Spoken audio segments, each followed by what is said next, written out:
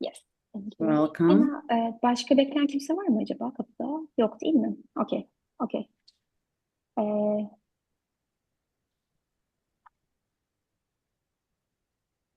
yes, we can start. Thank you so much for everyone who is joining today. And maybe you already saw that Montag Residency opened a call like last month about urban artist gardens.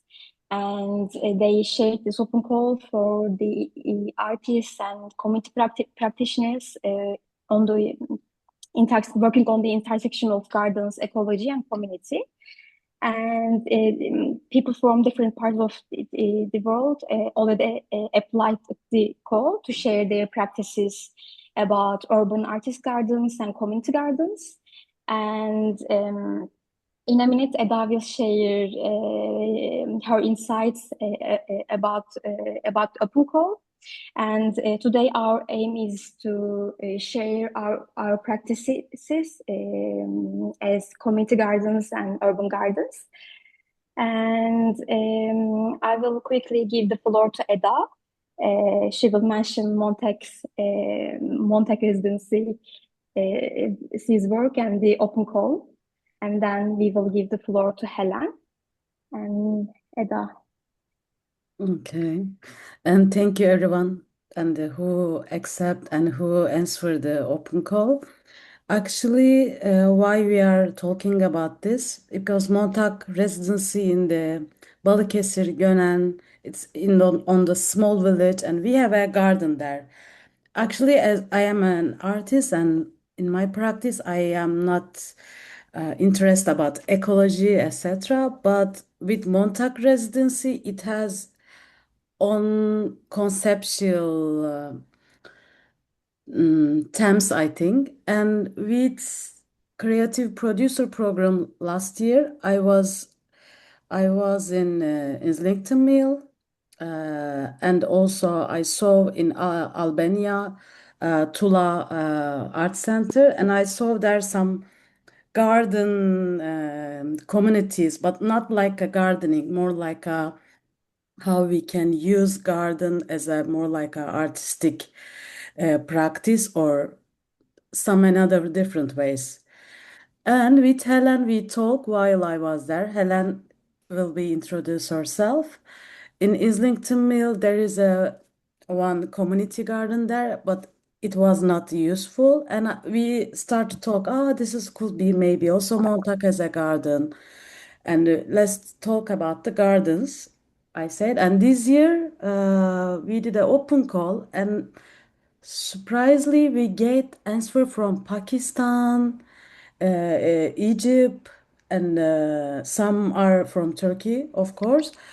And I actually, why I am doing, we are doing that to how we can use our garden first as an artistic way. And yours practice will be help us. And thank you for sharing your practice and your project. And my future idea, I don't know how we can do if we can find the budget or source. Somehow get together physically and do some creative your practice maybe in our garden. I don't know. It's can be open for everything. Thank you, and maybe Helen can say something because she asked one question to me about the open call because she's based on photography. Maybe Helen can say something. Thank you very much for your time. Lovely to see you all. It's wonderful there's so many people interested in gardens and thinking about the creative perspectives that can happen within gardens. So that's fantastic. So yes, I'm Helen McGhie. I'm a photographer and I'm interested in sort of relational practice. So working with different communities and people within spaces to consider photography's as a tool for connection between people, essentially. So I'm also a senior lecturer in photography at Manchester Metropolitan University at the School of Digital Arts, and where I'm co-program lead for the photography course there.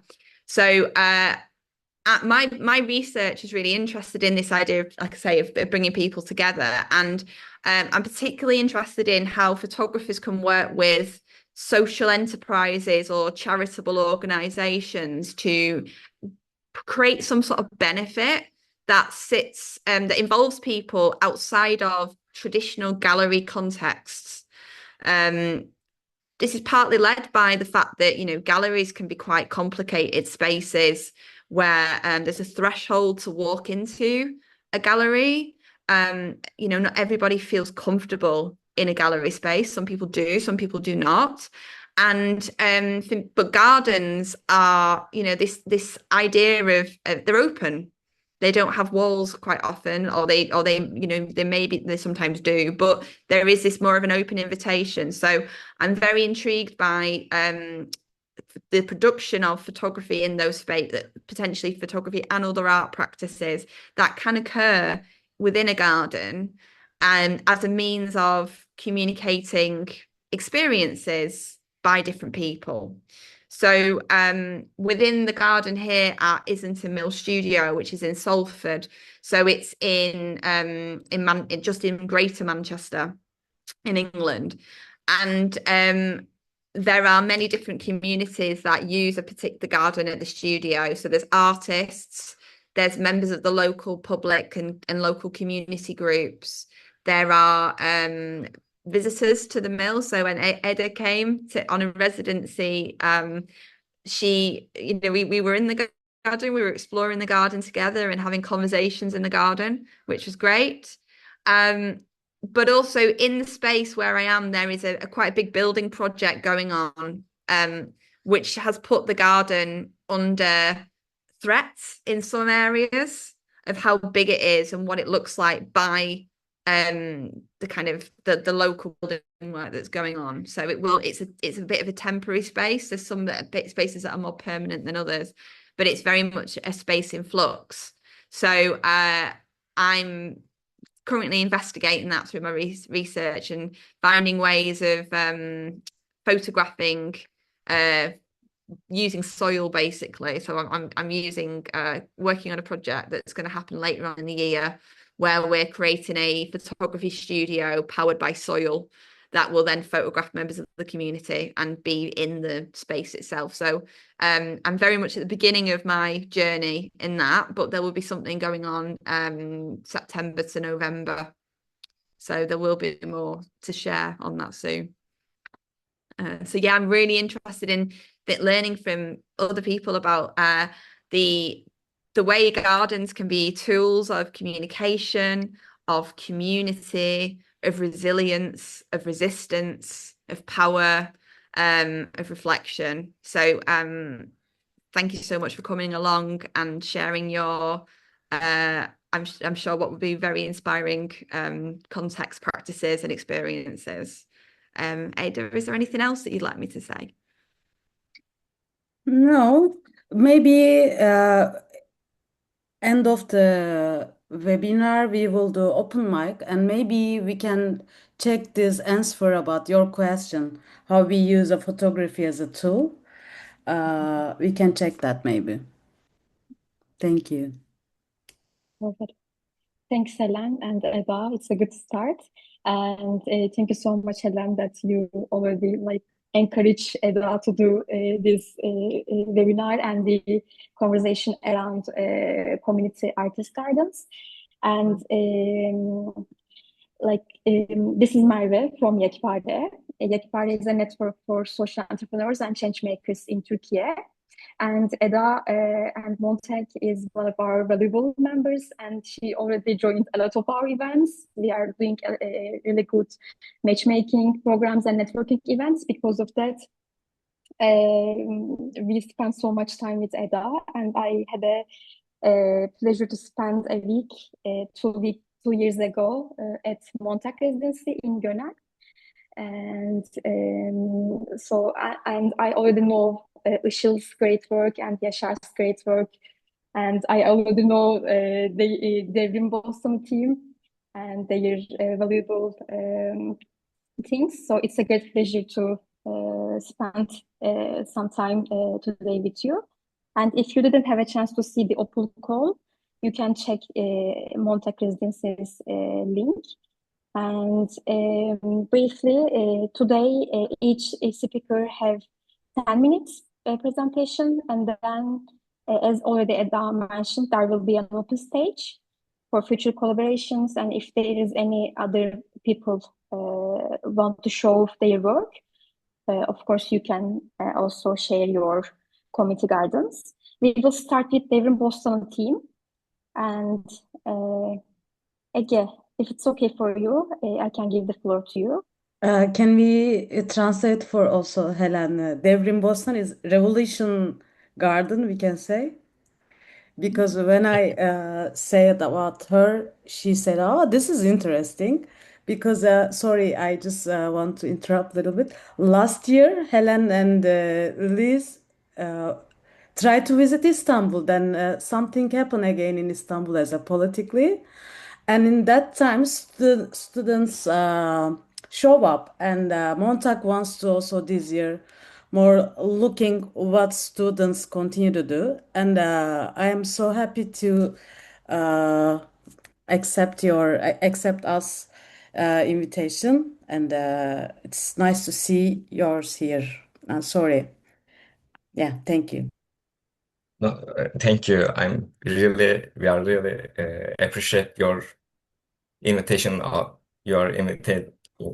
I'm sorry, I'm a little bit nervous going first. Uh, Let me open the presentation. Can you see it? I think there's no problem. Yeah. Thank you for your time. We are Revolution Garden. Thank you for organizing this and asking us to present. I want to first talk about how we came to be, because we really believe that it's about a little bit more unique, except the other gardens. At all the political reasons, we started making boycott days. We were stopping any purchase or at some days, and we wanted to think how we could make this more sustainable, how we can make it go further and further without any outside need. And as a result, we researched about how other people are doing this and how our schools background, and we found that there was a student garden before us in Taşkışla. They were growing things, and we thought if we are doing picnics and eating tomatoes, cucumbers, and things we made, how about why not we grow them ourselves? And with that, we started to look around our school's property, and we learned that there's a really big place that a lot of students don't know. There's a really big back garden, and it's usually used by outside commercial things like tennis courts that do not it's not our schools. They are being sold. The property is sold to other companies to their gain, and we were really angry about it, that our school is being used for money, that we can't use this property anymore, and we wanted to take our land back, basically. And that's a little action shot that how our thought process went. After learning that, we went to the back garden, try to look around for a nice place to be start making our land to, and we learned that there was another garden there. It was one of our school's own employees. The carpenter was working for around 5 years there. And we thought that if we go place near him, and we could we can connect with him, and we can ask for help, maybe ask for different opinions, and maybe we could help him if there's anything. Uh, we After we selected the property, where we are going to do it, we started plucking the grass to use it for mulch and compost. We decided a place for compost. We were determined to make it eco-friendly without using any pesticides or anything. That was really something we are going for. After the initial preparation, at later dates, we organized a little gather up. We announced it on Instagram, our Taşkışla direniş account. And we, with people that are interested or just wanted to see what's going on, we gathered a lot of people. We bought seedlings from our local suppliers, and we planted a lot of things: tomatoes, peppers, watermelons, melons, beans, corns, basil, cucumbers, it was pulses, and not just a lot of different types of the same plant too. Tomato, tomatoes. I don't know what's how should I say it in English. After the initial planting, we surrounded the plants with mulch, dry grass, to make them to not to water evaporate from sun, and for the sun to not hit the I'm sorry. To make the bacteria and the bugs live a better life on the land. We went at first, when the plants were small, we went every day to look up on them to see if there's any not dangerous, but bugs for the plants, or to see if there's anything wrong with them, to adjust the mulch, because crows, bugs, and different, or just wind makes them go away. It was a nice social gathering for us too. We were eating there's different kinds of trees there that we could like apple trees or different kind of things. We could eat these too. After the crops grow to some degree, the period dropped to every 2 to 3 days, or whoever was available at the moment. After our plants grow to a certain degree, they started growing, giving produce, and we used this opportunity to make gatherings for everyone. It wasn't just for who were growing. We opened it to everyone on different schools and whoever wanted to come, and we brought out what we made. Some friends made bread from their home. Some people made jams for it, and we gathered and had a breakfast every month or so. It was a really a nice way to socialize with everybody and see what we were growing. I want to talk about this a bit.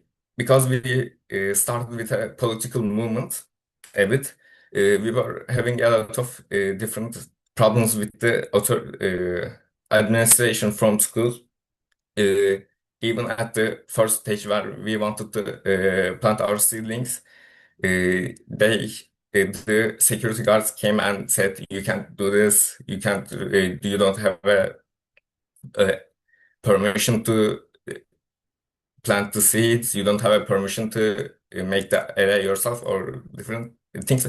We came to a conclusion that we weren't wanted there, and we didn't back up, and we did what we wanted, even from there. They pushing us. After we planted, it always continued. They tried to push us back. They stole. We made a nice sign. My friend did it. It was a really cute sign. They just outright stole it, and then we never get it back. We made another one. We are currently trying to put that one up if we can. And they put a really big light pole on the where we were growing our beds just recently. I will come to that. I can show it in a picture too. After um, we we like started to grow, we started getting advice on Instagram and different platforms. We made connections to. We went to other universities, gardens. We went local people's gardens like Yalnız Cooperative, and we went to the Ayaza, the other campus that we have. It was uh, it it was helping us too that we were buying, exchanging seedlings, or asking if we had any questions like how we should do this. Can this plant grow under the shade or something? It was a nice way to a nice thing to that we were learning from them too. At the winter planting, this winter, it was probably the I don't want to say worst, but the worst planting that we made because of the harsh conditions of winter and the academic load. We weren't able to look at the plants that we planted, and that's why only just a little bit of produce that we got. After that, we just, I would say recently, around a month ago,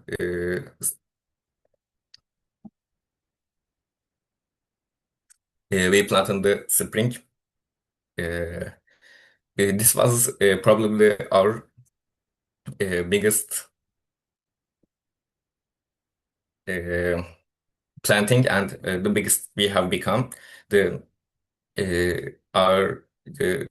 More people started to help us, and we started going a little bit automated. We put a drip irrigation system. We finally got permission to use the land from the school under a student group. We built a scarecrow, and we got gifted one. We planted a lot of different things from the other season. We have like marigold. I think I love the marigold. The left bottom picture here is it just recently opened a flower. I think it looks really cute. Now I want to talk about how we manage things a bit. The most important thing, in my opinion, is that we are a group of volunteer students that are trying to do our best, and some people who likes more muscle power do the groundwork. Some people who likes more delicate work plant the seeds. And the important thing is that we are doing what we love. We had our ups, we had our downs, we angered some of our friends, we met connections, but at the end of all, we are human, and nothing we do will be perfect, and it should not be. That's the like neat part of being human, the mistakes you make. like I said, we have a WhatsApp group chat about like 100 people, and we ask questions about different things. We give tasks to people who are willing to do them, etc., etc. And when we have a bigger problem that we think we can't solve on the WhatsApp group chat, we organize forums that we can talk and gather, and we always eat some things, what we produce or what we brought, what people do. We take discuss what we will do on the place where it should be. And we are currently we are looking for, I'm sorry, we are planning to take more people with us, both from outside and from the campuses that we have, because still a lot of people do not know. And this is for this Sunday. If any of you are free, I would like to see you as well here. We are planning to work with other students like Crochet Club and Urban Designing Club to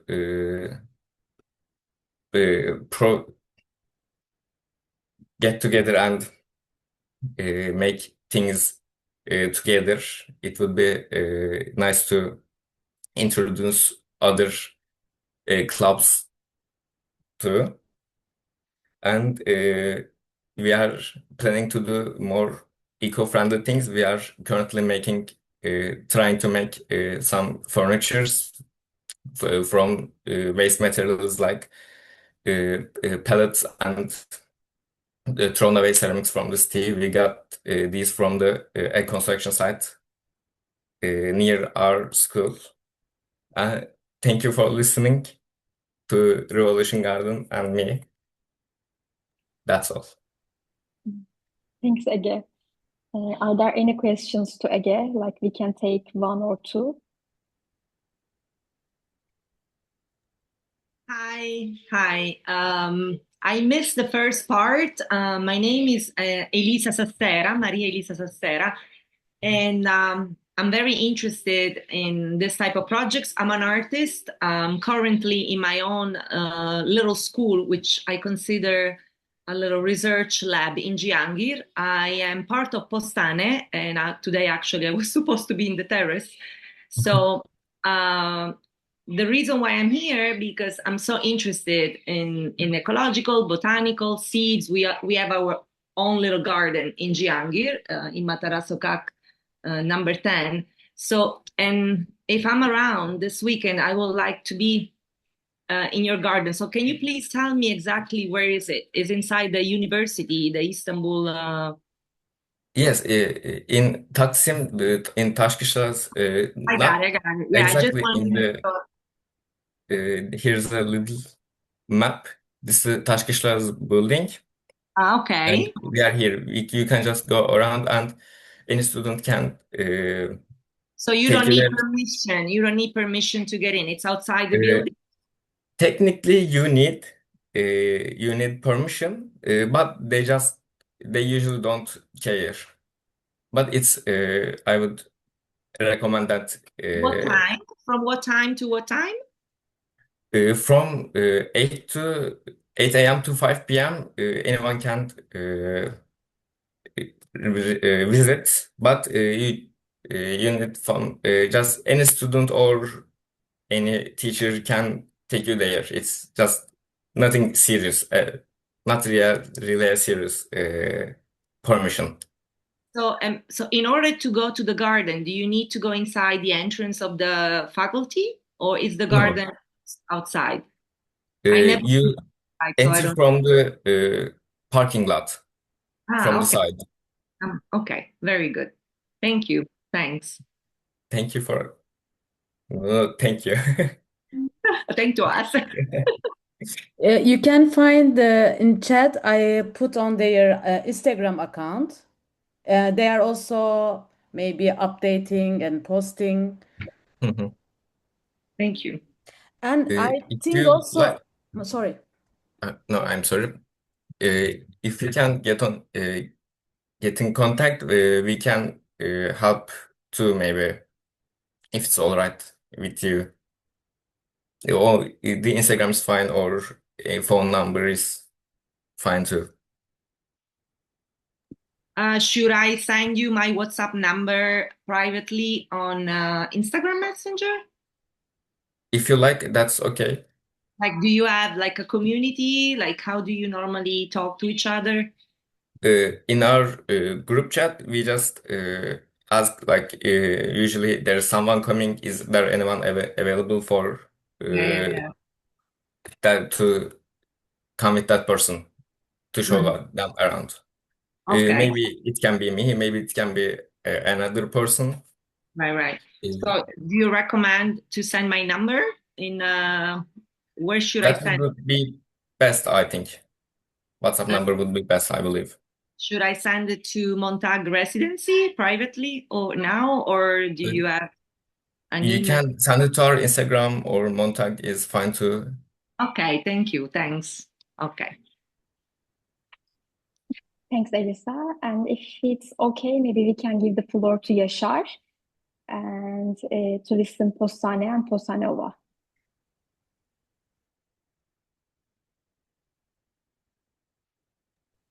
Hello, everyone. I will share also my screen.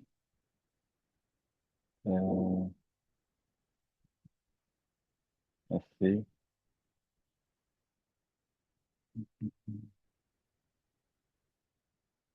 Just try to make this full screen. Just a second, please.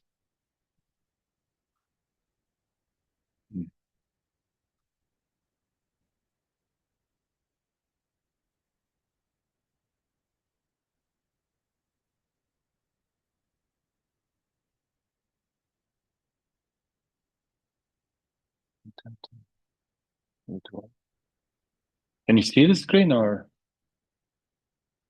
Yes, but I just want to make it full screen. There's, for some reason, I can't make it. Be in a presentation mode. Anyone has a suggestion for that?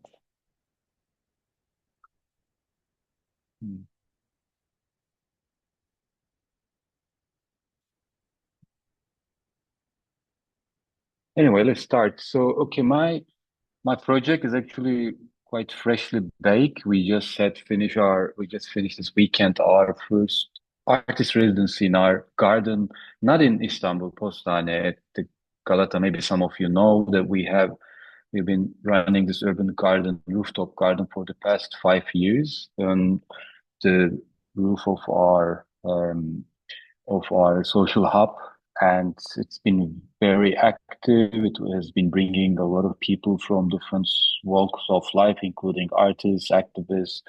There's actually open garden days every week.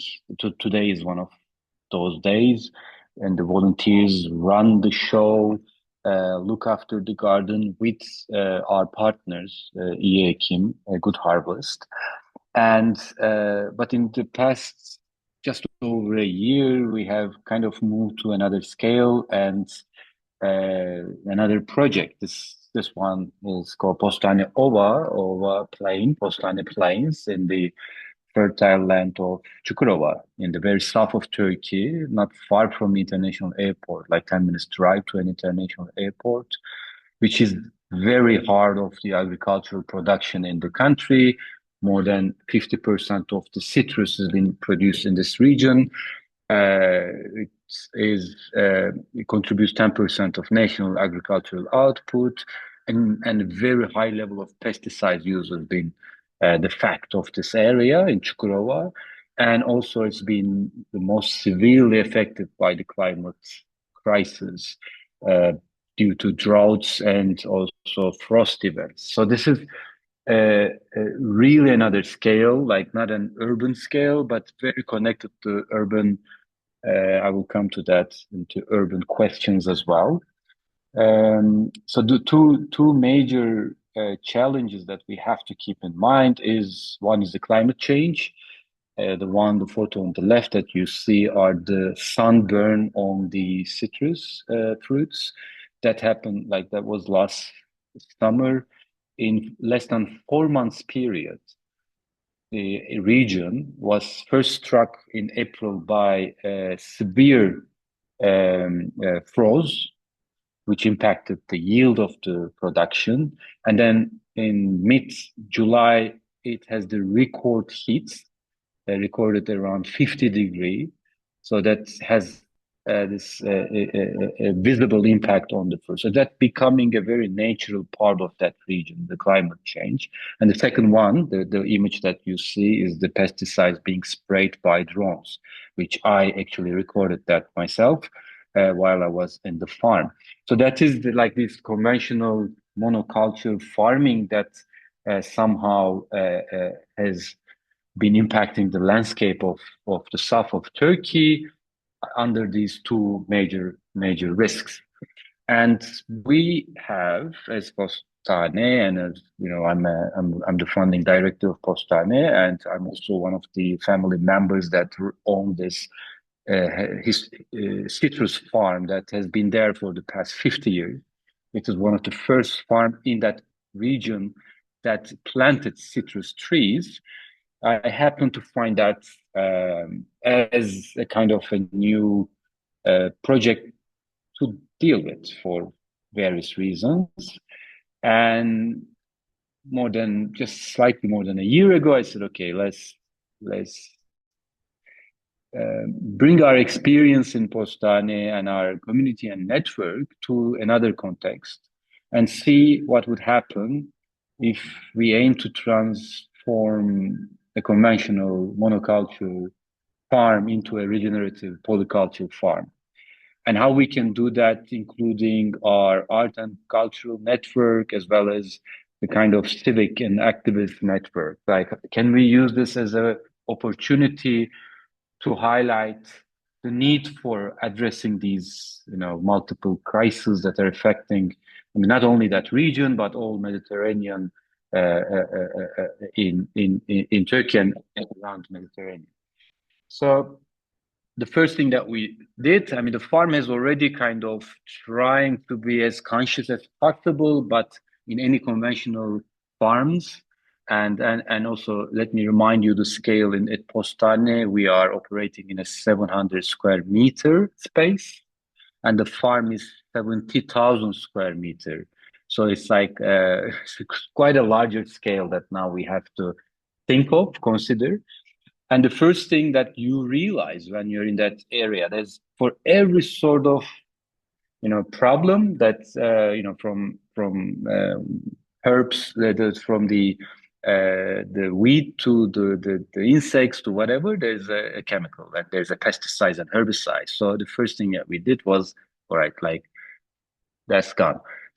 So let's try to learn and find alternative for this production. So we start collecting nettle and make nettle teas, to use kaolin clays to kind of protect the trees for heat waves, and collect snails for instead of using any sort of pesticides, and wash the trees with natural remedies. So that has become a very radical transformation at quite a larger scale that we have been experimenting in a very maybe urban scale before.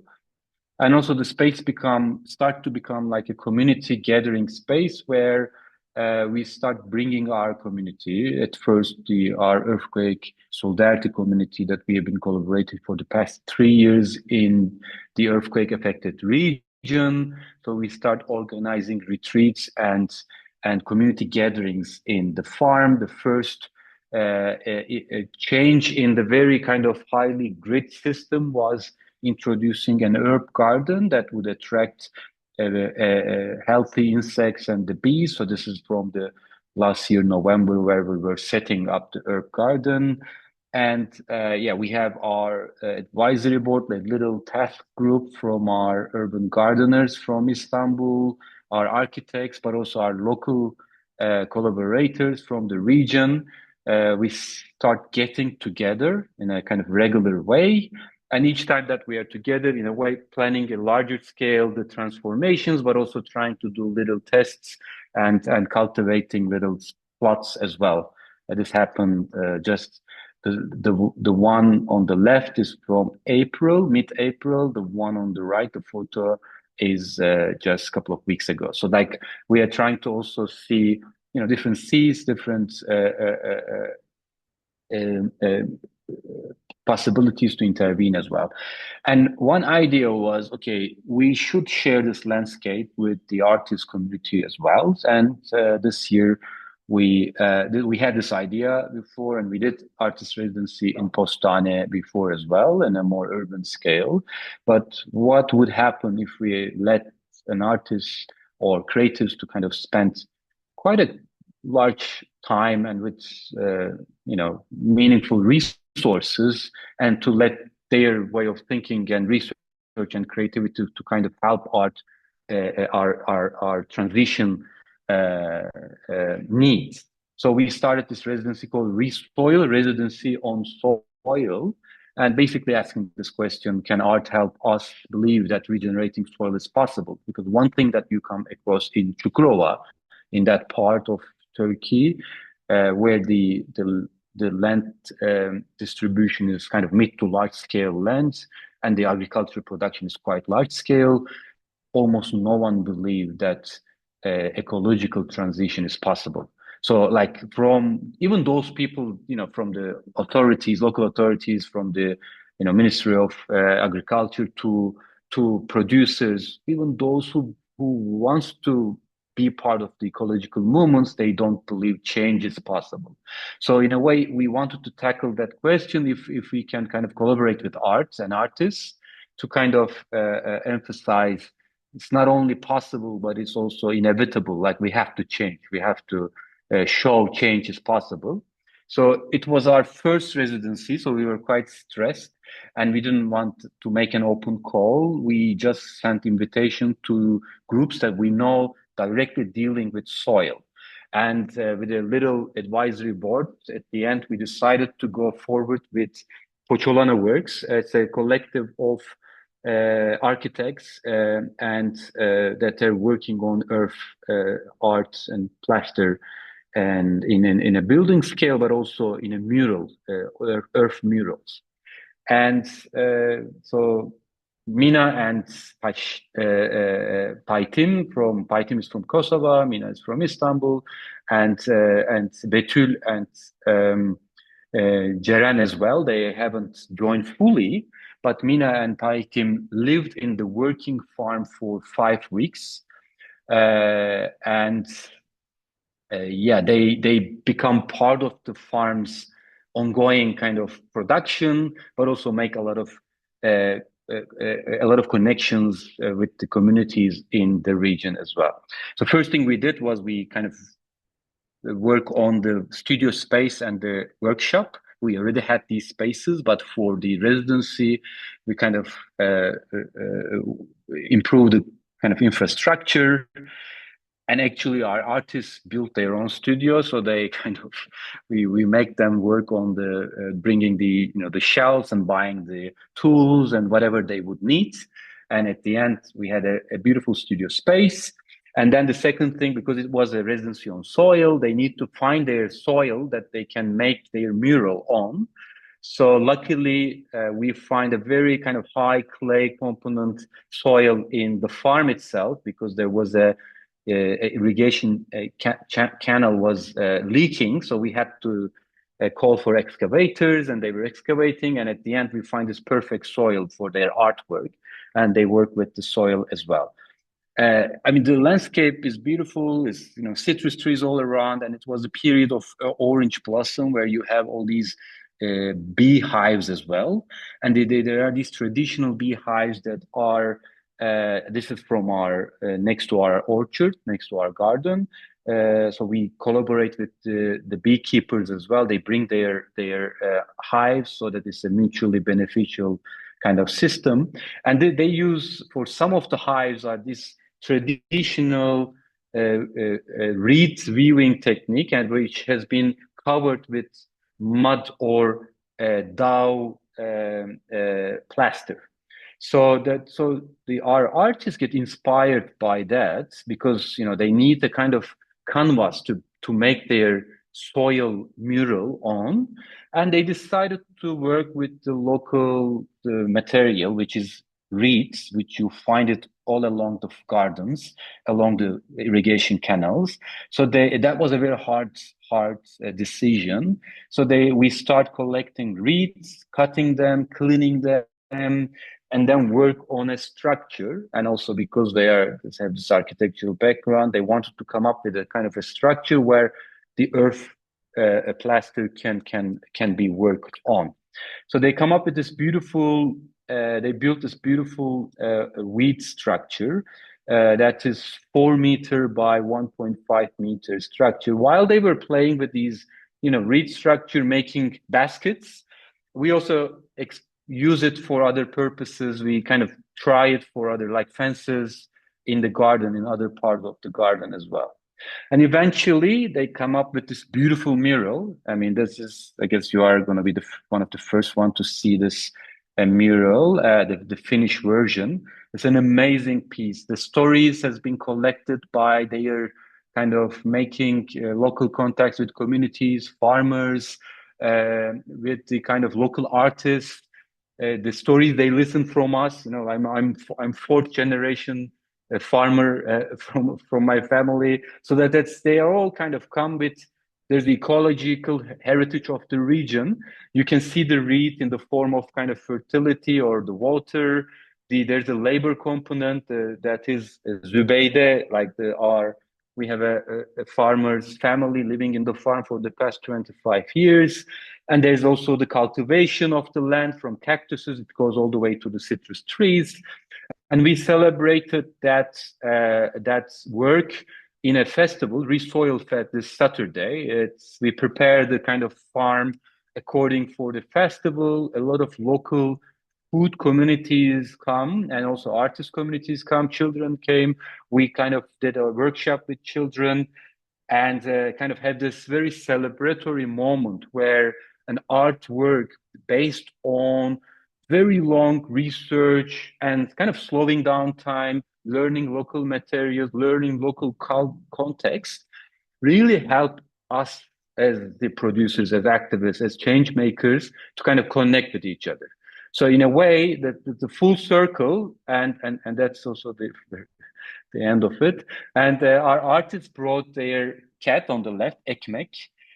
So they asked, can we bring our cat because they're going to stay there for 5 weeks? We said, of course. I have 3 cats, and for me that's like, but just be careful. This is not an urban context. It's a huge farm where and anything can happen. So I would recommend you, until the cat feels safe, don't let go out. No, and eventually the second cat, the one on the right, introduce himself to us and make himself be adopted by our artists at the end of these couple of weeks, because that was a very kind of little kitten, and at first Ekmek didn't like the paw, and then they kind of get used to each other, and eventually when they were going back from Tarsus, from Postane Ova to Istanbul, they had not 1 cat but 2 cats. So there was a great continuation of these connections. And I'm gonna stop here. I mean, there's talking, but you can find that. You can come to the event in Istanbul. Though for those who are in Istanbul, we will have at Postane on the 4th of July. There will be a kind of resoil event where also one of our advisors, Merve Bedir, will come. We will have some soil workshop on our rooftop, but also discuss about the possibilities and the potential of bringing art and the gardening, but in a different scale. Yeah, so that has been our experience. Thanks, Yaşar. More dogs and cats always better. Are there any questions to Yaşar? Yes. Hi, Yaşar. I'm so happy and proud Hi, of what Yaşar. you're doing. I'm an artist as well. So what time it's going to be the event at Postane in Istanbul? Do you know? Can you pre-announce? They've been planning today actually. So I think it will be like starting from like 3 to onward, but I'm not sure. But just you will definitely hear about it on No, Monday or Tuesday. I will get a message on Instagram. Thank you so much. Thanks. Hi, Yaşar. I also wanted to ask, like, how often the residency will happen, in which periods? Yeah. Yes, I mean the intention, like our aim is to have at least once a year to have this kind of long residency per collective or like a kind of single artist, and probably next year around early May, we will have another second round because the first one was quite successful. So I want to make maybe an open call, but we also want to introduce a group residency where a bit of kind of peer learning can take place, especially those not in terms of artistic practices, but more agricultural and farming and gardening practices. Then we can learn from each other. That will be also an international kind of residency, and we are planning for April next year.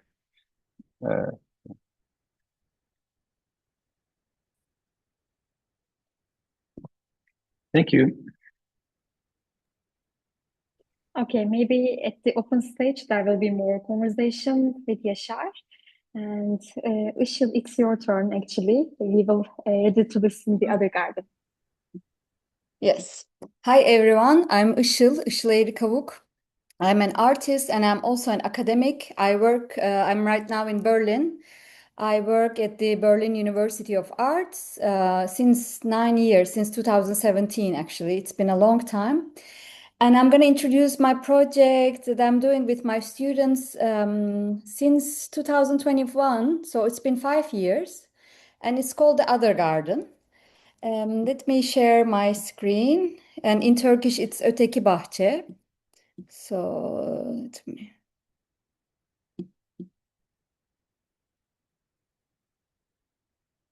Yes. You can see, right? Perfect. Yeah. So I am going to talk about a garden, but it's also, I think, as some of you are, I'm an artist in my training. I studied performance art, and my practice is based on community arts, both my master thesis and PhD. My work has been about bringing different groups of people together. I collaborate, I work with different groups. But in the last 5 years, or actually since I came to Germany, this has changed. And my project started from a more personal experience.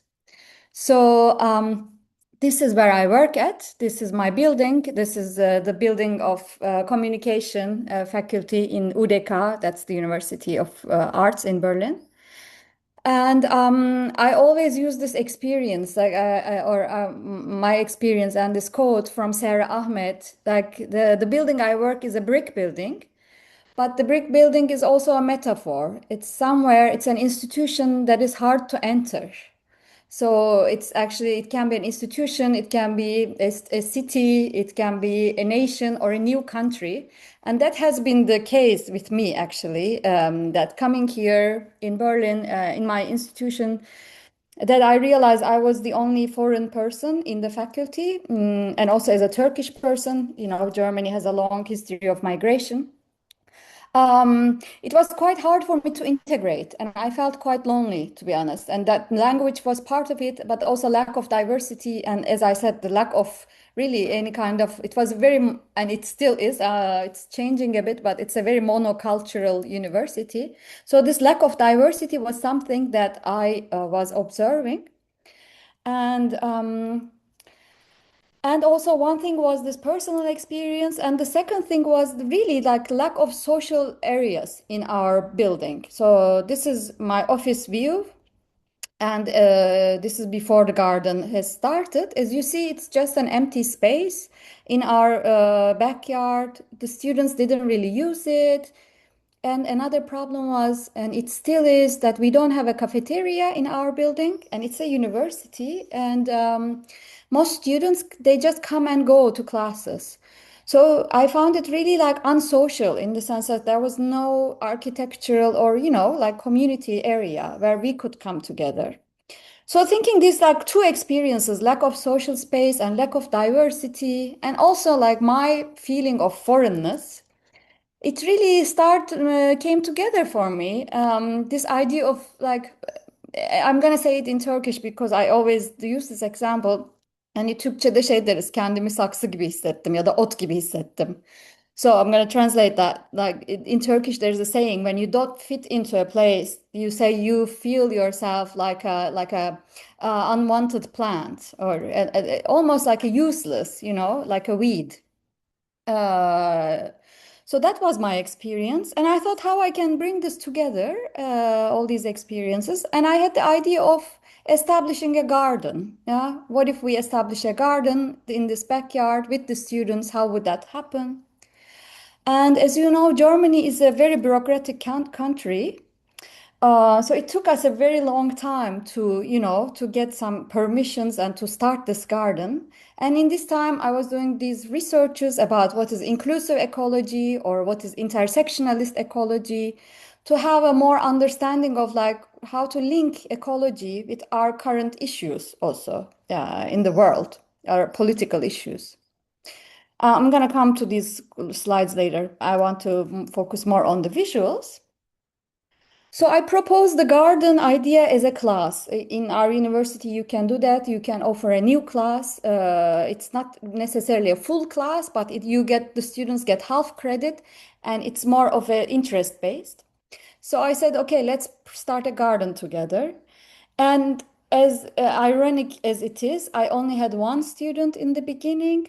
But with this one student, we really worked hard for 1 year to get through this bureaucracy. And in the end, they gave us this lot that I marked in the presentation on the right side, where we can have a little garden.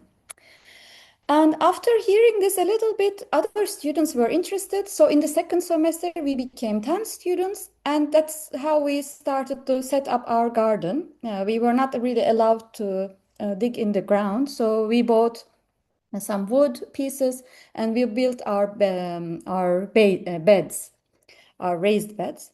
And in the also we had this brainstorming idea of the ideas of this lack of diversity, but also lack of biodiversity in ideas of communities. So through our brainstorming with the students, that we thought, how about we name this as the other garden, so it can be about otherness.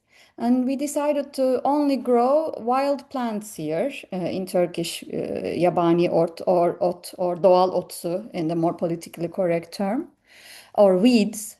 So the kind of weeds that this is from our first day of transplanting. And we are still doing that for the last 5 years. So this is how the garden was started. This is when we have 4 beds, and these are some of our weeds. But the interesting thing is also is that these plants that we are growing in our garden, they are actually growing in Berlin. So you can find them, you can see them in the streets of Berlin. The most common one is as everyone eats or consumes is rucola, or we have goldenrod, we have Jerusalem artichoke, we have what is it? Semizotu. I forgot the English name now. Purslane also.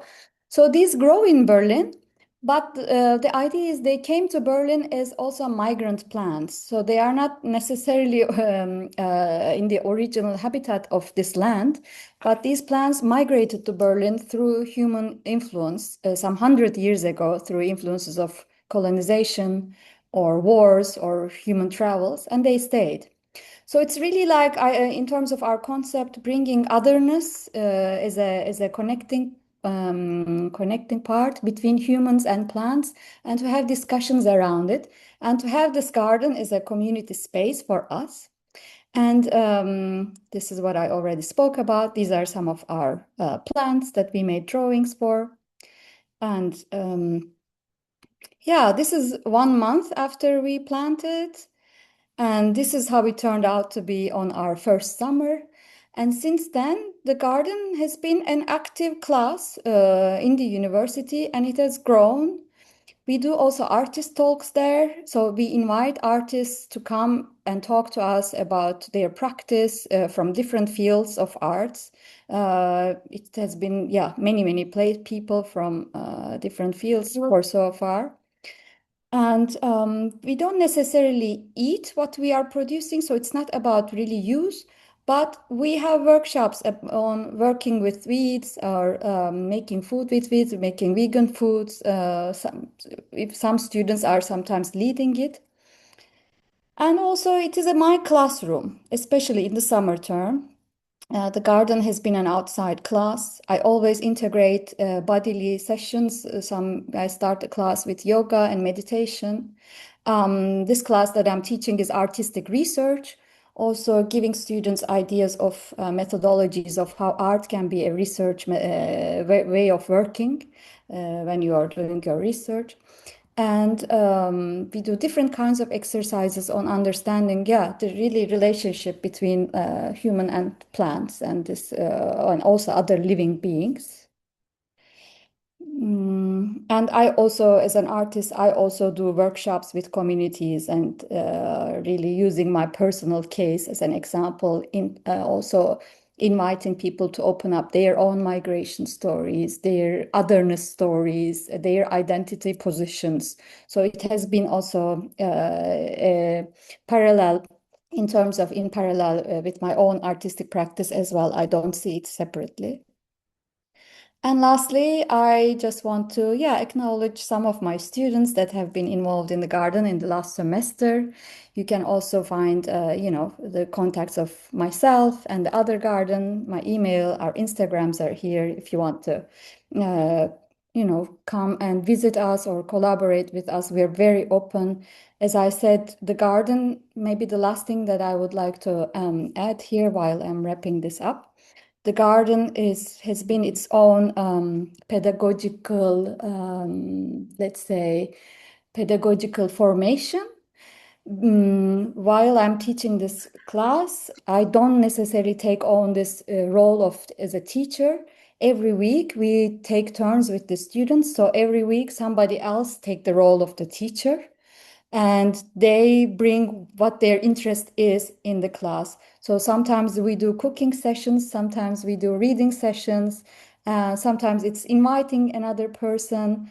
I didn't put all the photographs here, but we have done from Christmas card making sessions to, crocheting, all these different kinds of practices, how they come together, what the idea is more about, growing a community as much as we are growing our plants. So thank you very much.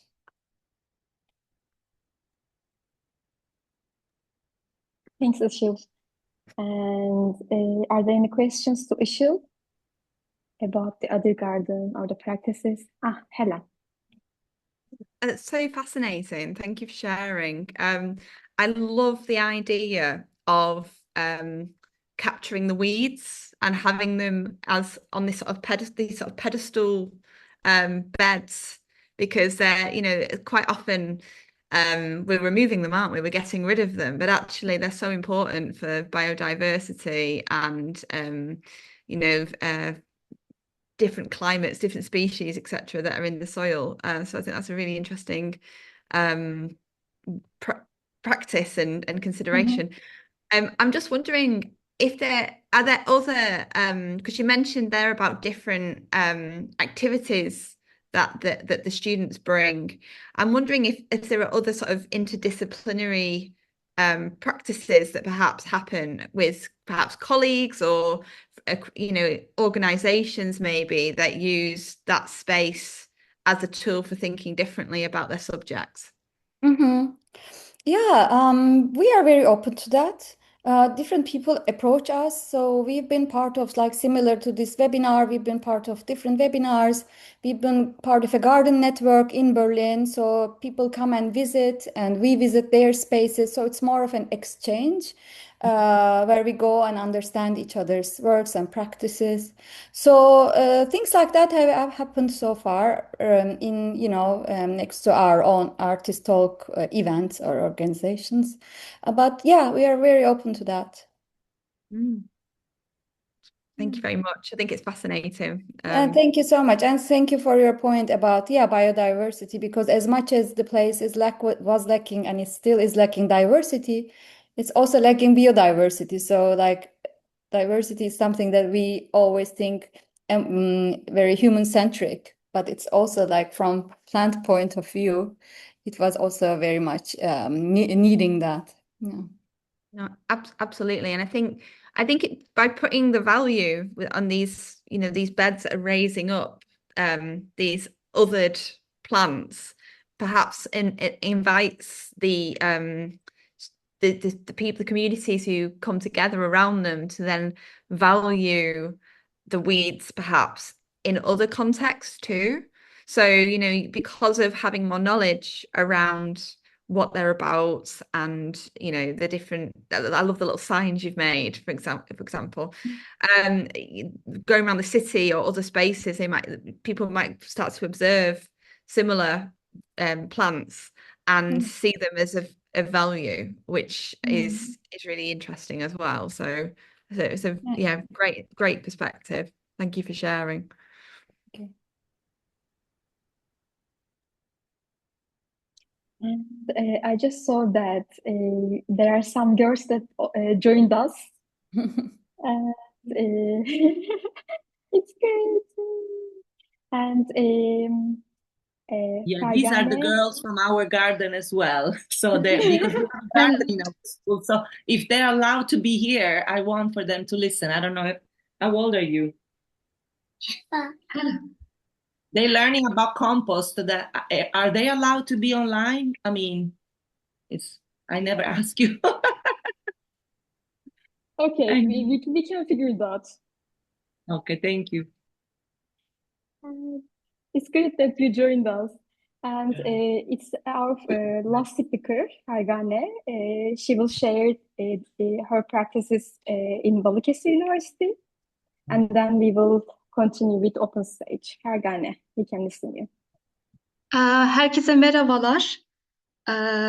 Sizlerle tanıştığım için çok mutluyum.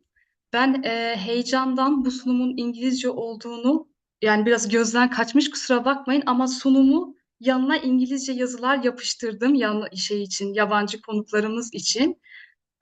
Biraz my English is not good, sorry. Yeah, maybe next time I will good English pronunciation. Şöyle, benim projem daha hayata geçirilmedi. Sizlerle tartışıp konuşup üzerine düşünmeyi planlıyorum. Şöyle bir ekran paylaşımı yapayım. Seni tanıtmamı ister misin kısaca? Olur hocam. Yani ben çok kısa şöyle bir şey yaptım kendimle ve Tamam, çalışmalarımla ilgili bir tamam. şey yaptım, ama siz de tabii ki buyurun tanıtabilirsiniz hocam. Actually, maybe I can introduce a little bit.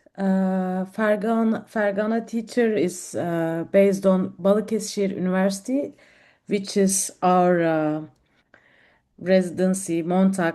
It's we are on the same city, but there is a garden there. She actually answered our open call because she has a garden with student, but they are not using. Maybe with this webinar, we thought maybe we can find a solution for this university also. Yeah, thank you. Thank you, Eda. Merhaba tekrardan. Hello again. Ben 1990 Eskişehir doğumluyum. Lisans eğitimimi Eskişehir'de tamamladım. Daha sonra 2023-20 yılları arasında Ankara'da bulundum ve çalıştım. Şimdi hayatımda benim çeşitli dönüm noktaları oldu. Bunlardan bir tanesi pandemi. Ben göçmen bir aile çocuğuyum.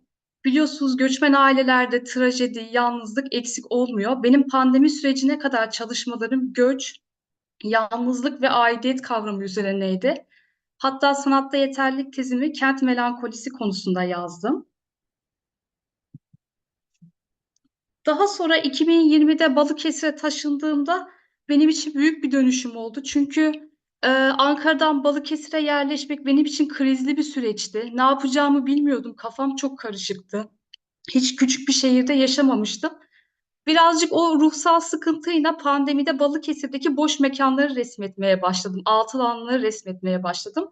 Fakat orada o atıl alanlardaki bitkiler benim çok ilgimi çekmeye başladı. Benim birinci dönüm noktam bu oldu. Bu pandemideki atıl alanları resmederken ki ekolojik alanlar oldu. Hatta bunlardan ben Yok Yerler isimli bir sergi açtım. Burada altta İngilizceleri de gözüküyor. Yabancı konuklarımız inşallah güzel okuyabiliyorlardır. Daha sonra ikinci dönüm noktam benim botanik resimleme teknikleri dersi oldu. Ben seçmeli olarak botanik resimleme teknikleri dersi vermeye başladım. Yani desen veya boya resim dersi vermek istemedim. Çocukları doğaya yöneltmek istedim. Böylelikle doğa artık benim hayatımın bir parçası oldu. Sanatsal ve bilimsel üretimlerimin bir parçası haline gelmeye başladı. Çocuklar bu dersi çok sevdiler. Beraber böyle kostümler giyip ondan sonra dekorlar yapıp sergiler açmaya başladık.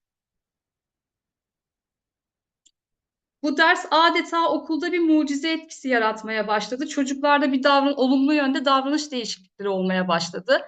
Çünkü çocuklar doğaya çıktıkça daha sakin ve ılımlı bir hal almaya başladılar. Birazcık akran zorbalıkları azaldı. Doğaya daha farklı bakmaya öğrendiler. Biz hep dışarıda çalıştık. Kışın da bitkileri okula gelip resmettik. Yani çocuklara not kaygısı da olmadı. Çünkü 2 saatlik bir ders, çok da bir kredisi de yok. Çocuklar sevdikleri için bu işi yapmaya başladılar. Daha sonra birkaç yıldır yani resimlemeden öte artık bizim bir toplanma alanımız haline geldi bu botanik resimleme dersi. İşte savaş, ekolojik kirlilik, çevresel sorunlar için tartışma grupları yapmaya başladık. Yani bu 2 saatlik ders bitki çiziminin ötesine geçmeye başladı. Özellikle bu sürdürülebilirlik, ekoloji, iklim krizi bizim ana sorunumuz haline geldi.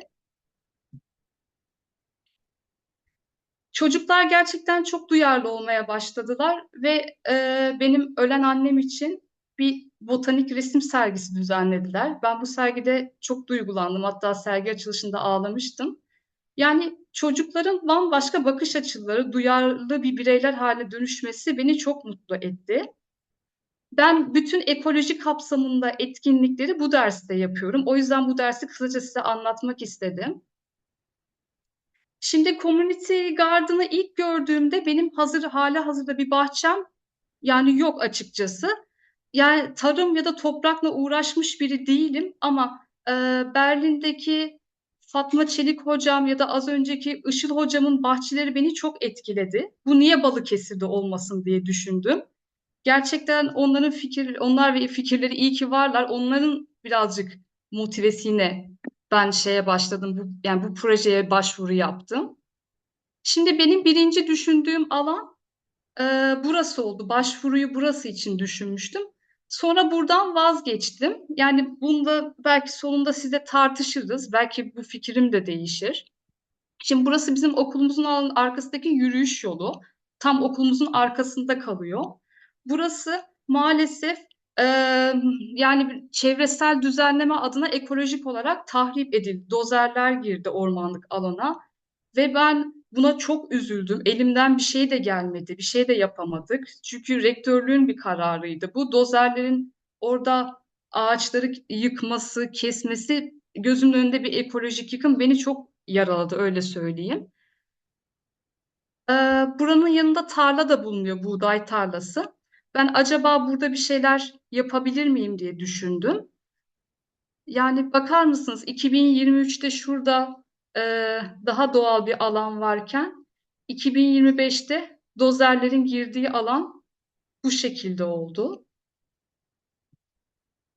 Sonra benim vazgeçme sebebimi anlatayım sizlere. Burada bu alanda endemik bir orkide türü yetişiyor. Bu Balıkesir'e özgü bir orkide türü.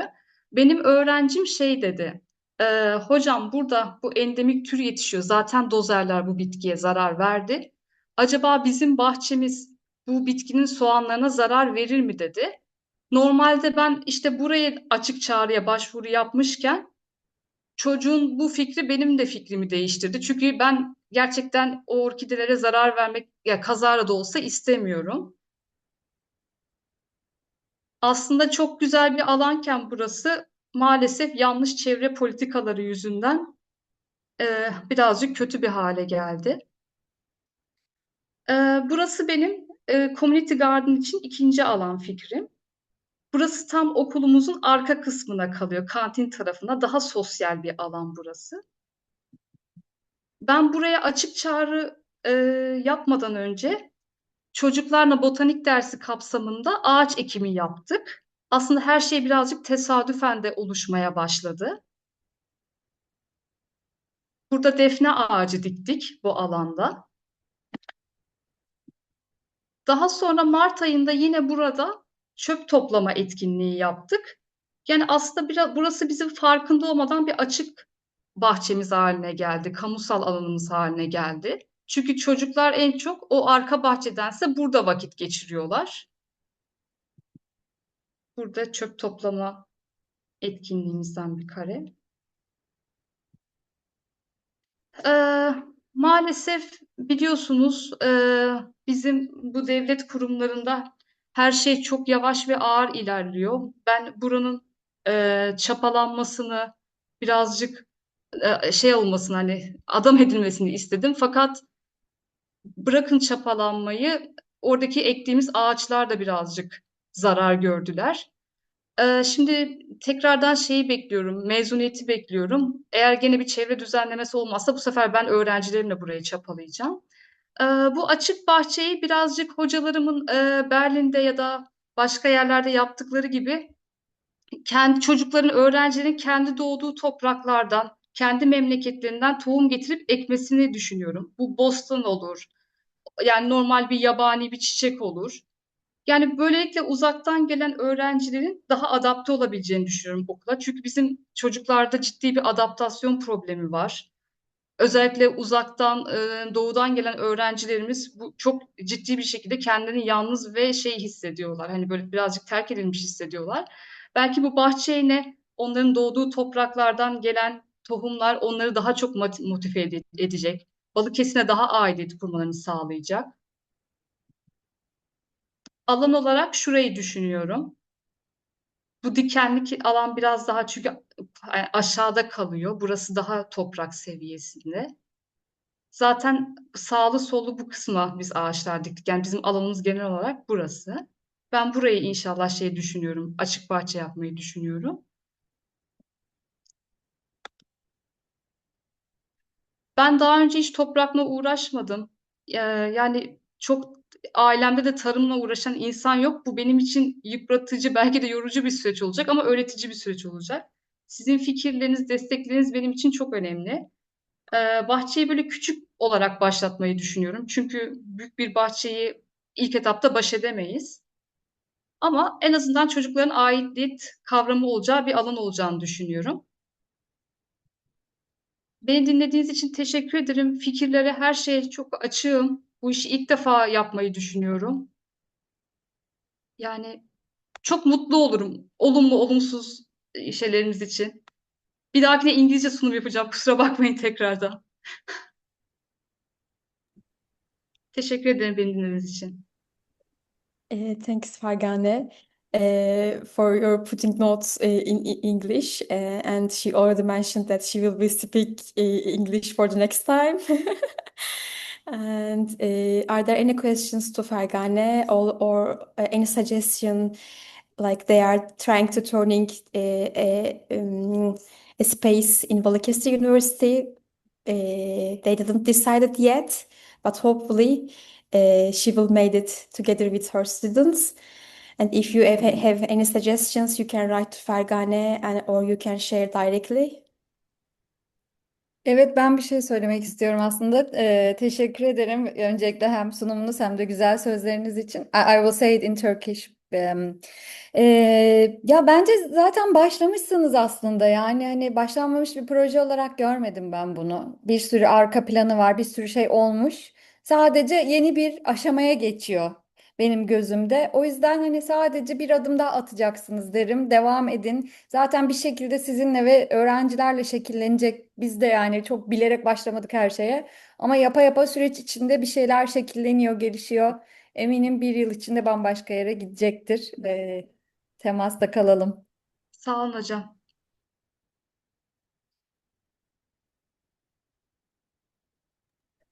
Actually ben de o ata tohum herkesin memleketinden getireceği tohumlarla aidiyet kurma bilinci bana çok iyi geldi. Yani o fikir çok güzel ama çalışır mı? Toprak böyle çalışıyor mu? Hani toprağa tohumu ektin. O olur mu? Olmaz mı? Çıkar mı? Bilmiyorum farklı tohumlar. Ama yani aidiyet, tohum ekme o böyle konseptsel olarak bana çok iyi geldi hocam. Evet hocam, Fikrinize bakalım sağlık. deneyeceğiz tohumları. Birazcık deneysel olacak ilk başta ama sonrasında belki bir şey olacak. Bir sisteme oturacak.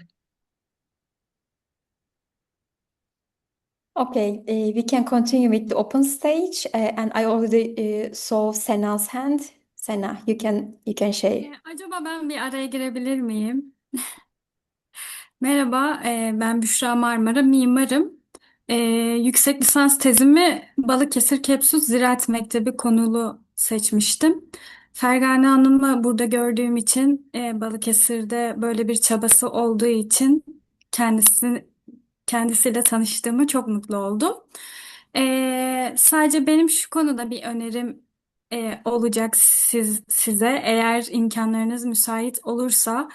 Dersiniz kapsamında bu resim atölyenizde kampüs içindeki alanları mı kullanıyorsunuz bilemiyorum ama Balıkesir merkeze çok da uzak olmayan Kepsut Ziraat Mektebi var ve şu anda bir kültür varlığı olarak maalesef harap durumda. Ama 125 dönümlük çok güzel bir arazisi var. 6 tane taş yapısının kalıntısı var. Belki öğrencileriniz için orada bir gün geçirmek, bir eskiz yapmak, piknik yapmak, keyifli bir vakit geçirme imkanı olacaktır. O yüzden bundan bahsetmek istedim. Teşekkür ederim Büşra hocam. Biz sadece kampüse sınırlı değiliz. Hani Balıkesir'in köylerine de gidiyoruz. İmkan oldukça başka yerlere de gidiyoruz. Hiç sıkıntı değil. Seve seve bir dahaki o zaman yıl botanik resimleme dersi kapsamında çocuklarla o tarafa gideriz, bir şey yaparız. Keşif yaparız. Bir de ayrıca nasıl ki sizin öğrencileriniz dediniz ya aidiyetle ilgili sorunlar yaşıyorlar. Türkiye'nin dört bir yanından geldiler. Bundan 100 yıl öncesinde de Balıkesir Kepsut Ziraat Mektebi'ne aynı onlar gibi Türkiye'nin çok farklı noktalarından öğrenciler gelmişti. Bunu da yine iletişimde olalım. Ben size arşiv Olur. bilgilerini de iletirim. Ben de Böylece Instagram'ımı yazayım evet, sohbete. Evet. sizin Çok için sevinirim. güzel bir çalışma olacağını düşünüyorum. Sağ olun destekleriniz için. Teşekkür ederim.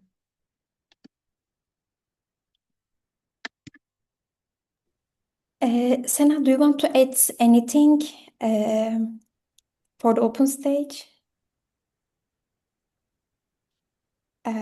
We can't hear you. Okay, just waiting.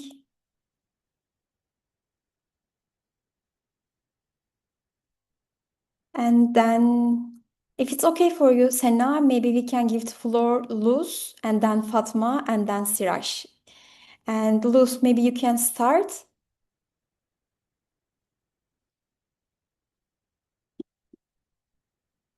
Hello, everyone. Hi. Hi, how are you? I'm so happy to be here. I have a text ready to share with you all. Just give me a second. I'm going to paste it here. One moment.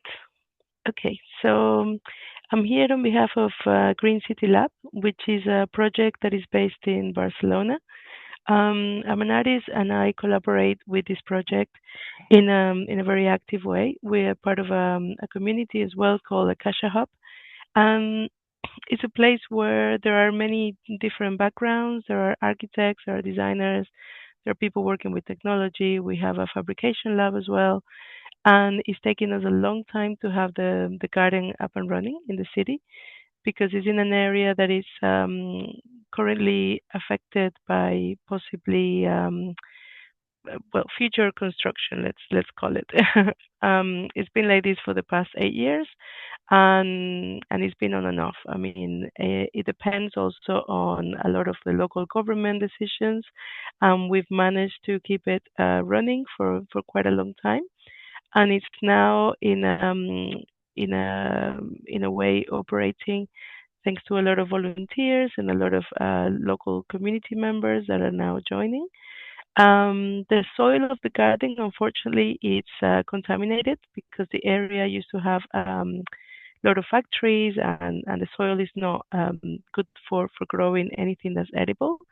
But we do have a lot of weeds and a lot of really good soil that we use for other things. And we build a lot of bancales, which are like big tables that people use. And the greatest thing about this garden is that it has a lot of different ages. All the projects that we try to create are also focused on trying to integrate different ages of the society. So, for example, elder people with kids and younger people with families or people who don't necessarily mix, in this kind of context. So yes, that's us. I pasted the link of the website. It's in Catalan, which is the regional language, but I'm sure you'll be able to find information in English as well on our Instagram. If you're ever in Barcelona, come and visit us because it's a really, really cool project, and we would love to come and visit you all in Istanbul as well. Thank you so much. And like maybe we can give the floor Fatma, and then if anyone to add any questions and comments, please share your hands and we can give the floor to you. Fatma, please.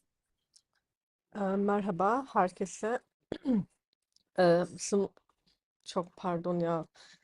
Bundan önce yapmaya çalışıyordum da kapı çaldı, çok pardon.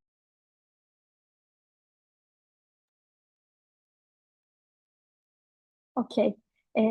Fatma just quickly needs a break. And maybe we can give the floor Siraj. I'm Ben devam edebilirim eğer şeyse, çünkü bundan sonra devam etmem daha zor gibi duruyor. Tamam. Uygun mu size? Uygun. Ben konuşamayacaksın sanmıştım. Pardon. Yok, ben kapıyı açıp şimdi geldim. Tamam.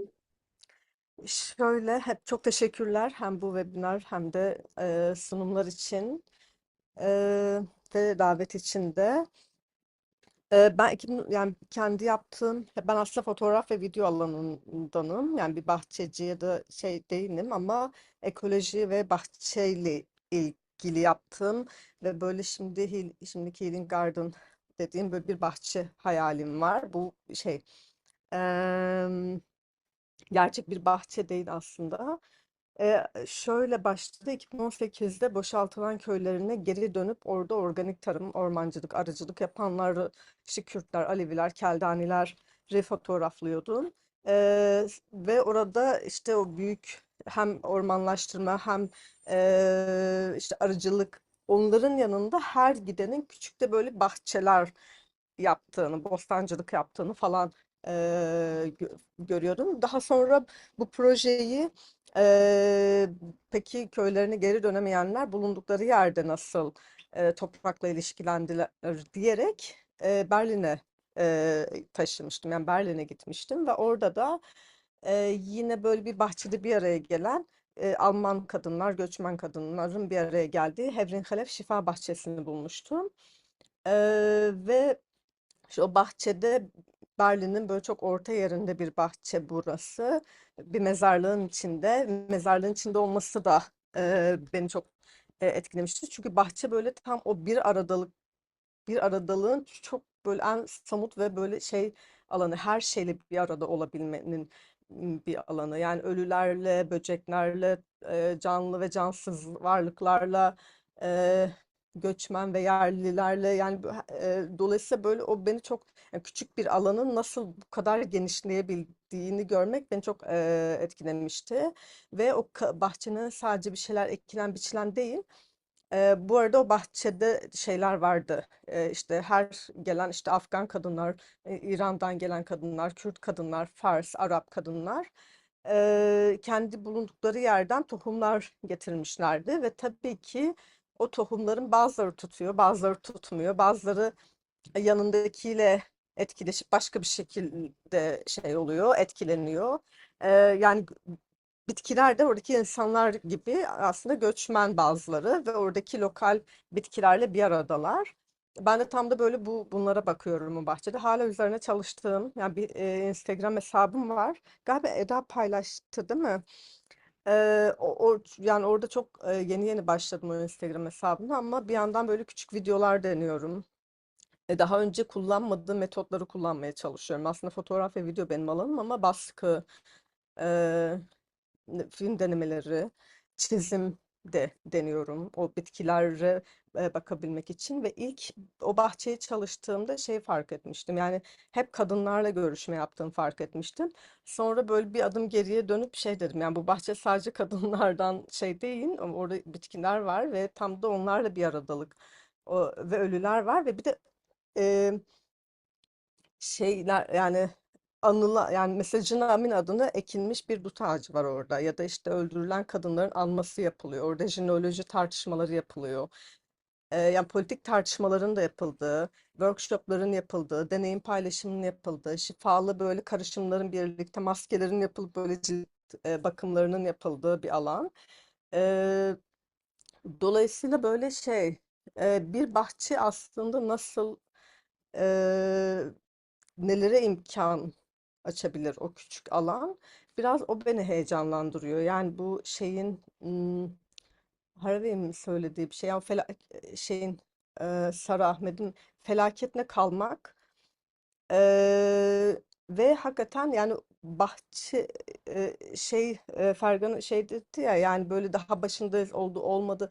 Yani orayla kalmak ve onun hızıyla hareket etmek. Çünkü bahçe sizin ne çok hızlı ne çok yavaş hareket etmenize de çok izin vermiyor. Onun bir zamanı var.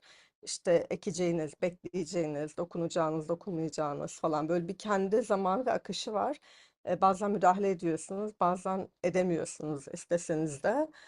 E, Dolayısıyla böyle orada aslında bunu bir küçük böyle şey, bir arada durmanın ve o bahçe aracılığıyla bir arada durmanın, yani diğer canlılarla ve cansız varlıklarla bir arada durmanın biraz böyle bir küçük direnç alanları gibi de görüyorum ben orayı. Yani böyle politik, ya illa büyük sözlerin ve şeylerin değil. Çünkü öyle bir dünyada yaşıyoruz ki gittikçe birbirimizden uzaklaştırıldığımız, şey yaptığımız. O yüzden yan yana durmanın çok kıymetli olduğuna inanıyorum ve bahçeleri de biraz öyle görüyorum. Eee, Ve şey de, yani Fergana'ya da söylemek istedim. Gerçekten o şeyin hızında, o bahçenin hızında, oradaki toprağın hızında, bazen onun hızına müdahale ederek, belki şey yaparak ve deneyerek. Yani bahçe böyle, bilmiyorum, ben bir çiftçi değilim. Yani köy yaşantım da olmadı. Dolayısıyla toprağı bilen bir yerden konuşmuyorum. Ama böyle o bilmeye dair merakla çok ilgileniyorum, yani bahçelerle. Eee, Bilmiyorum, şimdilik böyle şey, bunu söylemiş olayım. Şu an böyle multimedya bir iş üzerine çalışıyorum, Healing Garden bittiğinde belki bir de öyle bir vesileyle paylaşırım sizlerle. Sağ olun hocam. Teşekkür ederim bilgileriniz için. Ben teşekkür ederim.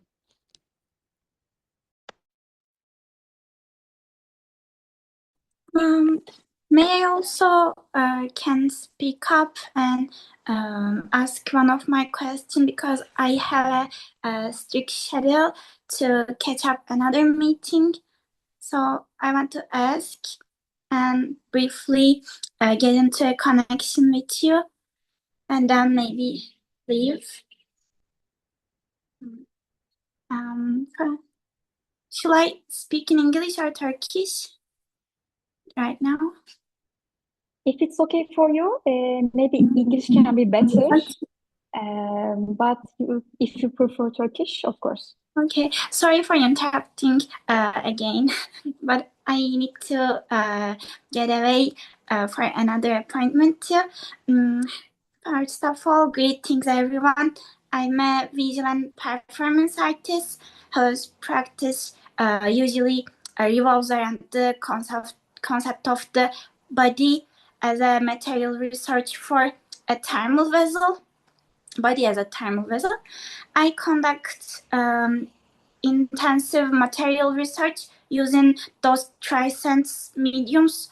Especially, I'm now focusing on starch-based formulas, soap, and organic matters to create my living installations or the traces of the performances. I was actually asked a question to dear Yaşar Adanalı. Currently, I am exploring an experimental fermentation process where I am combining my starch-based mixtures with abundant snail shells that I consider as wastelands, which left in the nature by nature.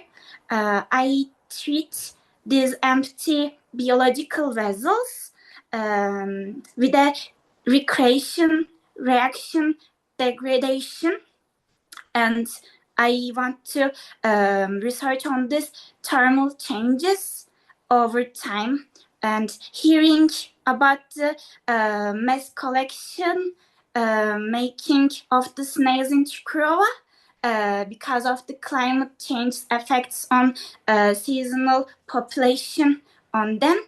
I was wondering about that, what exactly happens to the snails that has once been collected and gathered together, and are they repurposed, discarded, or introduced as another industrial cycle, or just changing their place to somewhere else?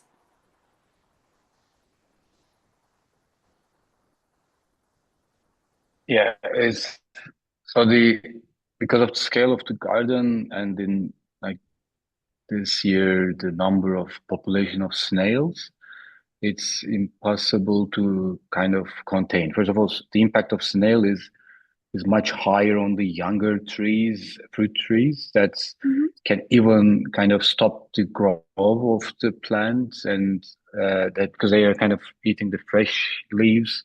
So often the conventional way of dealing with them would either use some very effective poisons around trees, or like some mechanical intervention. So mechanical meaning you have to collect them, and in a place where you have thousands of trees, it's impossible to collect them. But so what we had to deal with for the younger trees, we have been collecting them by hand, and or you introduce the life cycle, like the nature, like the ducks, and there are certain ducks that really good at because they also feed by these, nature. So, but these are things we have been exploring. So this is also for us a way of adapting to the new way of farming, because in the past it wasn't the case. And also in the past, like the climate impact has been experienced this today is more clearly. So at the moment, the way we deal with we're collecting from the younger trees, and they end up being compost. So that is the way we've been dealing. And we also try different ways if it can be used in different way, or can be. But the kind of relocation, whatever, it's impossible. Like it's everywhere. It's just the snail in the region now is everywhere, like from gardens to the city parks. So it's a huge thing, and that's also related to extreme weather events where This year, for instance, there was a lot of rain in the region. Compared to last year, there were no rain.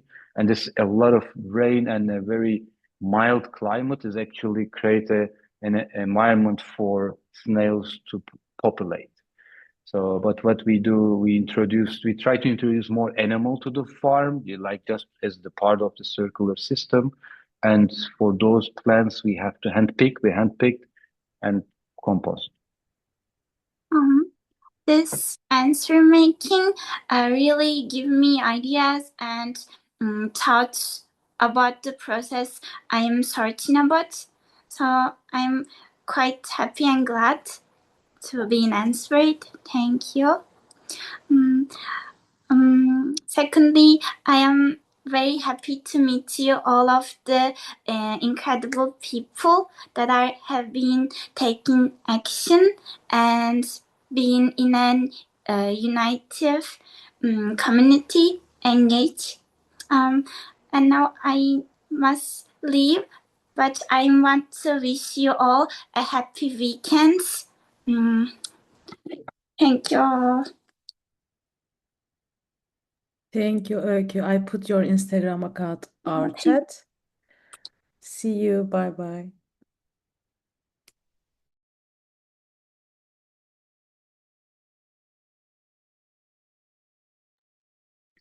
And Siraj, maybe we can give the floor to you. Probably you had an internet connection problem, but we can see you and hear you right now. Hi everyone. Nice to meet you all. And yeah, absolutely, this region is quite problematic in terms of signal. And I am in a remote region right now, so I would be having a bit problem with the connection maybe. Let me introduce myself. My name is Siraj Hussain, and I am an architect practicing in northern areas of Pakistan. And my current practice is based on high altitude communities, and I have been engaged in this region for the past 4 years. And currently, I am working on a venture that aims at restoring a historic fort that was used to be surrounded by a lot of trees and local vegetation. And my current practice also includes protection of the local landscape, considering the fact that there used to be a lot of indigenous plantation. The current site is in a bad, pathetic condition, so we are at a challenge of restoring the site. For the current practice that I am involved in, it also is highly locally and earthenly rooted in the region. So I am also a garden type of person. I love permaculture, horticulture, and garden practices. And my current practice, my personal practice also aims at restoring local communities and working for the local communities in the mountain region. And I am happy to contribute to the committee here is that I also won a award-winning project that I contributed in my personal practice. I developed a hot spring facility for the local community, and this gave me the inspiration to further contribute to my current project. And I would be happy to connect with the people working in the same dimensions in future. And I have shared my links, and hopefully we can connect. Thank you.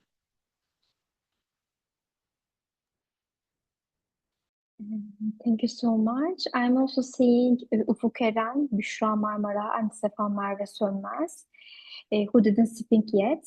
And if you want to introduce yourself or maybe you can send some message to the chat.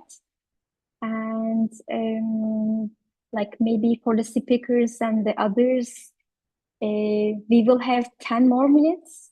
And if you want to add something or if you like ask some questions, you can share.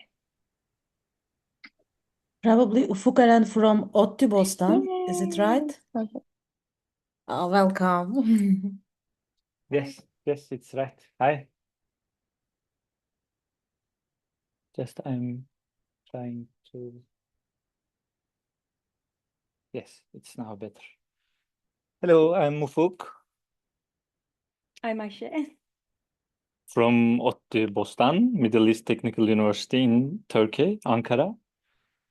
We are the founder of that community garden, and also I would like to thank you all so much for your presentations, the projects, ideas, and the examples of the gardens you shared were like wonderful examples for us and for our community.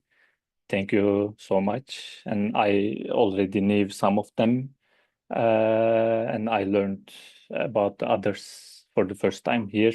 And thank you so much for this webinar for Montag Residency. Yeah, we are, maybe I can say something about ODTÜ Bostan. We are a student community garden in the university campus in Ankara. But we are not only the students, we have alumni, we have volunteers, we have the other staffs from all the department and all the kind of dormitories, from the workers, bus chauffeurs, I don't know, who lives in the campus. They can contact with us, and they can join to our volunteer jobs, not jobs, but activities maybe. And yeah, we are growing and sharing the atalık tohum heirlooms. Yeah, this is our first aim, and our second aim is to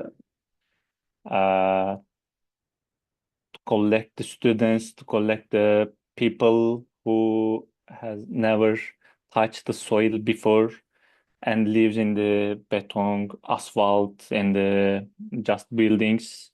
For example, in Istanbul, in Ankara, they couldn't have the chance to connect with the soil. This is our second aim. And yeah, I am gonna share our social media account link in the chat if you have any questions or if you want to get in touch so we can collaborate, we can talk more. Do you want to share something? Thank you. Eda already shared ODTÜ Bostan's Instagram account, by the way. And Thank you. Yeah, thank you so much. yes. No. Ege, do you want to add anything? I wanted to ask something. We are currently having a lot of problem with crows and snails, and maybe I thought you guys had some answers for them. We have two scarecrows, but the crows don't really get affected by them. They just don't care about the scarecrows, and they keep picking the plants that we planted. Maybe you guys have some options that you can share.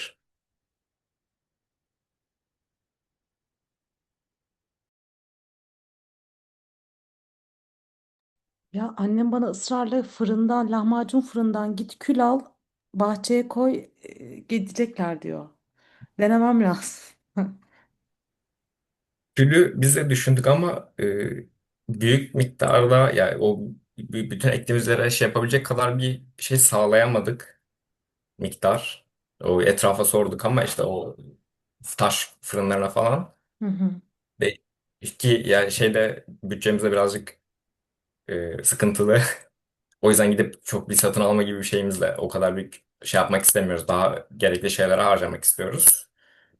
O yüzden bir sıkıntıdayız. Yani öyle hep böyle 2-3 her gittiğimizde 2-3 ekinimiz yenmiş, parçalanmış oluyor.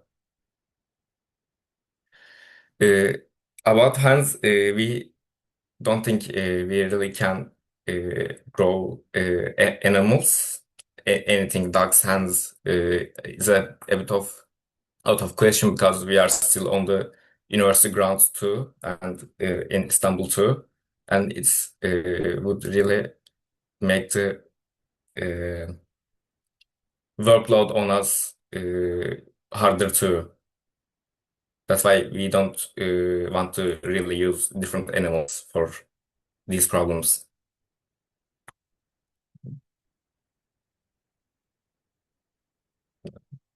Thank you anyway.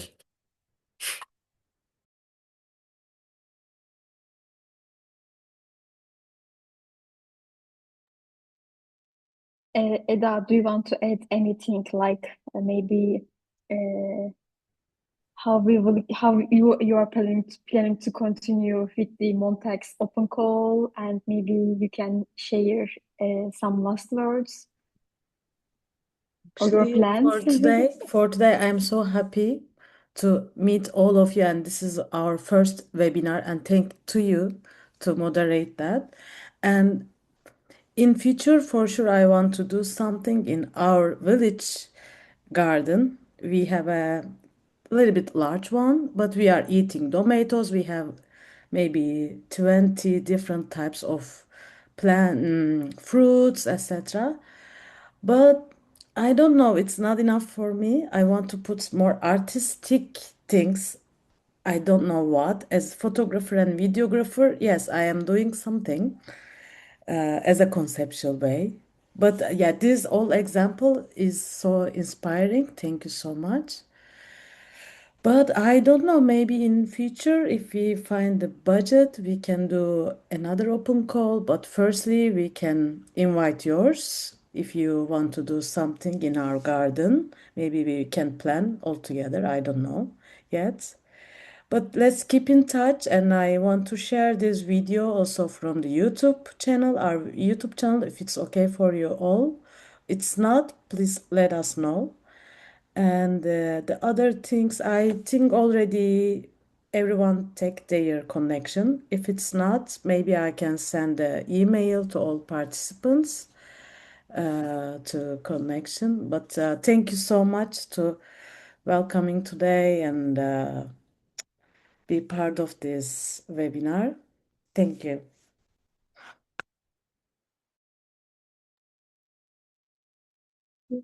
Hopefully see you soon on other physical and digital events.